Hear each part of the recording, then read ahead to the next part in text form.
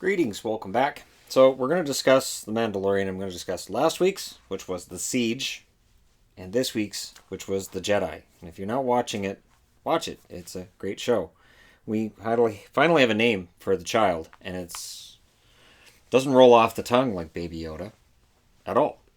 It, but it's a name, and they kind of took some of the mystery out of it, but yet they added more mystery along the way. So last week's episode, the Razor Crest goes for repairs, and they finally fixed it. So the ship finally gets fixed. And you bring back Cara Dune, you bring back Grief. Grief was there too. Grief Karga. So with that episode, the weird thing is that you have them go and they go to this Imperial location and they fight with stormtroopers, and it felt very action oriented and very thrilling. It was a thrilling episode. And then this week's episode didn't have any reference back to it. So you get through this episode, and it's obvious in this that there's more going on than meets the eye. So they go in what's supposed to be an abandoned or almost abandoned Imperial spot, and it's not. It is nowhere near abandoned. And yet, they do their best to blow it up and get the Imperials off the planet and all this. And clearly we're getting into the realm of seeing how the First Order comes into existence and how these characters and all of this storyline is going to lead to that. And now we're tying into Rebels. We're tying into all these other things. You've got Moff Gideon, who last week's episode he's in there. This week he's not even mentioned. He's not in it. Clearly there's a lot going on that's going to all kind of tie together either at the end of this season or start of next season. The Imperials are still after the child, who we now understand is named Grogu. We found that out this week. So this week, Mando finally finds a Jedi. You got to find a Jedi. He finds a Jedi, and it's Ahsoka Tano.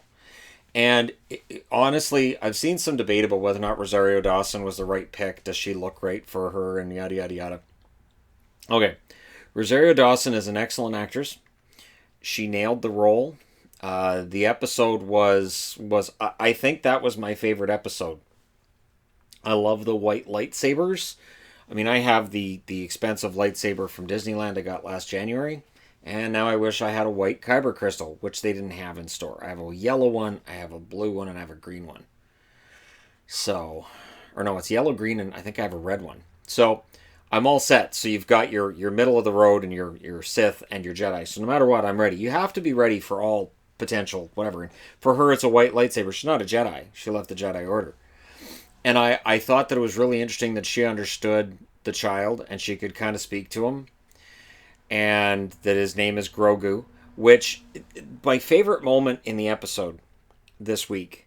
And I thought this week's episode was better than last week's. I thought last week's was okay. One of the reasons you didn't end up getting a review last week was because it wasn't an episode that I felt like I was emotionally attached to. It was a bunch of stuff happens and it gets you to that next chapter. But it was just kind of okay. And it was alright. So I wouldn't thumbs down the episode, but I don't know that I'd go out of my way to recommend it to people either. This week, yes. This week's Jedi episode was great.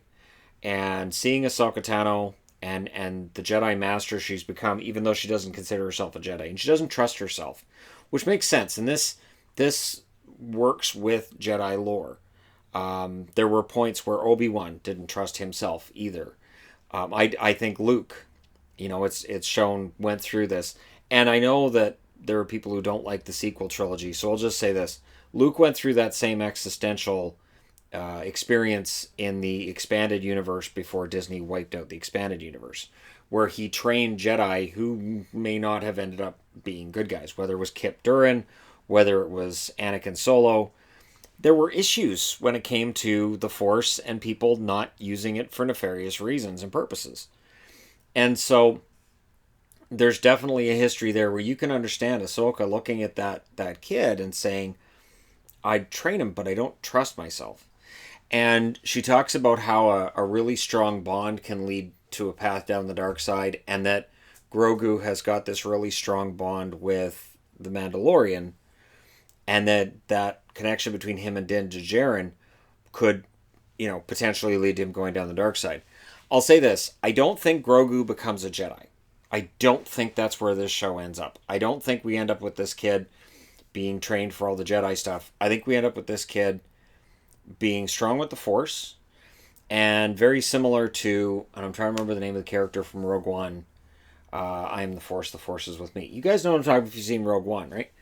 I think that's where we're headed. Where he wasn't a Jedi, but he was trained in the art of the Force, and he was wise about the Force. Just wasn't a Jedi.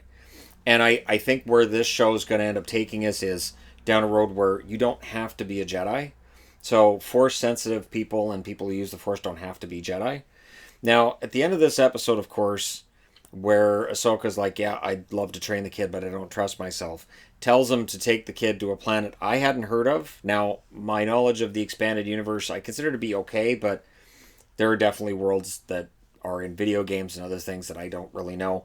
So it's possible that this kid's going to a world that's well known in the expanded universe, but he's supposed to take him to the top of this temple and reach out with the Force or whatever he's going to do, and then a Jedi will know to come to this temple and pick him up. The first thought I had was Ezra.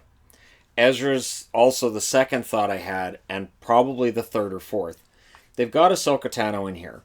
They've clearly decided they're going to bring in some of the Rebels characters. This is why I'm wondering if we're going to see some of the old stormtroopers, some of the old clones, right, and start to see them in this show, because it definitely likes those echoes, and it ties in the cartoons to the rest of the cinematic Star Wars universe, which is great. I think all of it being under the same tent is fine, except the original Christmas special. You can just kick that right out of the tent, just pretend it doesn't exist. We still pretend that Life Day, no, that's not a thing. It's just not. But I thought this episode did a really good job of showing why the child doesn't use the Force. So I talked about this in the last review I did. Like, why doesn't this kid use the Force? He used it to get cookies, to get macarons. Why isn't he using the Force more often? Because he's scared to use it. He's used to hiding it. So the only time he uses the Force is when he's not conscious that he's using it. So he is, okay, I want that. All right, I got it. The Force brings it to him. But when it comes to actually using it, he doesn't want to, because he's used to having to hide it. Because the Imperials have made it clear that that's what their interest in him is all about. And so he wants to hide it because he doesn't want to go back to being tortured by the Imperials. And he wants to stay out of all that, which is totally understandable. And I thought the moment that Mandalorian, that Din Djarin said, Grogu, and the reaction of the child turning to him and the smile, like, you know my name, it's great. And there were a couple of times where he said kid, and Ahsoka's like, his name's Grogu, call him by his name. And I thought that was great. So he was a Padawan, and during the raid on the temple, he disappeared. Now, where that gets interesting is, now you're getting into prequel territory, right? You're getting into prequel territory where Anakin was told, go kill all the younglings. I gotta go kill kids. Well, everybody would do this to help their wife who might have trouble with childbirth. To which 99.9% of the population says, no, we won't. And then we wonder about the other 0.1%. What's wrong with you people? And so the idea that anybody would survive that purge is really interesting. And of course, the idea that he was a Padawan and that he was maybe related to Yoda, but probably not. And I'm kind of hoping it's a not. So my theory in the beginning was that he was probably a clone. I thought, you know what? They probably tried to clone Yoda. And this kid is a clone version of Yoda. I'm glad that's not true. I'm glad that Grogu's his own character and he's his own thing. Which means that you can really have his personality be whatever you want. If he's going to be impetuous and not think things through, fine. Whereas if he was actually Yoda, we would look and go, well, that's not really how Yoda would react in that situation. So you take that off the table. I thought this week's episode was fantastic. I really like what they're doing right now with this whole series. And I do like as well that if they decide, okay, so we're going to make more Star Wars movies, they now have all these storylines that will work. They now have ways to do offshoots in movies that will work. And Alakazam, there's a cat. So she was trying to get up here, and it's not safe for her to jump up. She thinks it is, but it's not. So I just put her up on the tree. Hey, kitty. That's Pixel. So yeah, I thought this week's episode did a really good job of building, and like I said, you can build out movies now. You could do a movie with Grief Karga as one of the central characters. You could now do movies with Moff Gideon. You could make good movies. I'm hoping that as this series has continued to impress people and the reviews have been really strong, that it's shown Disney, hey, if you guys put out really good content and you put time into the writing and into planning this out, which is the problem with the sequel trilogy. Sequel trilogy, clearly, it's not planned out.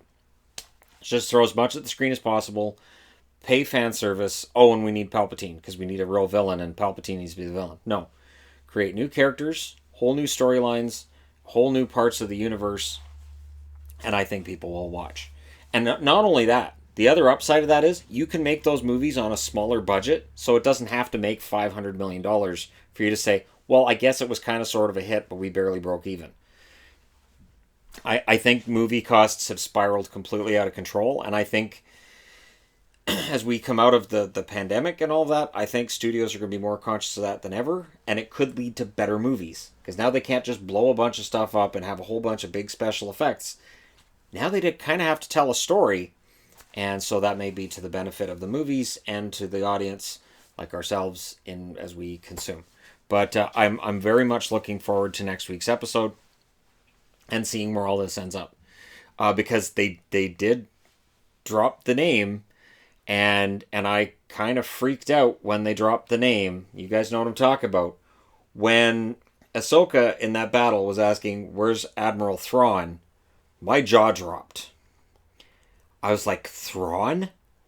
Holy crap. And Thrawn existed in the expanded universe before Disney took over. Thrawn is a character who is... He is an intimidating character. He is a fun character as well, in that he's complex. But if Thrawn's going to be in this show, I'm happy.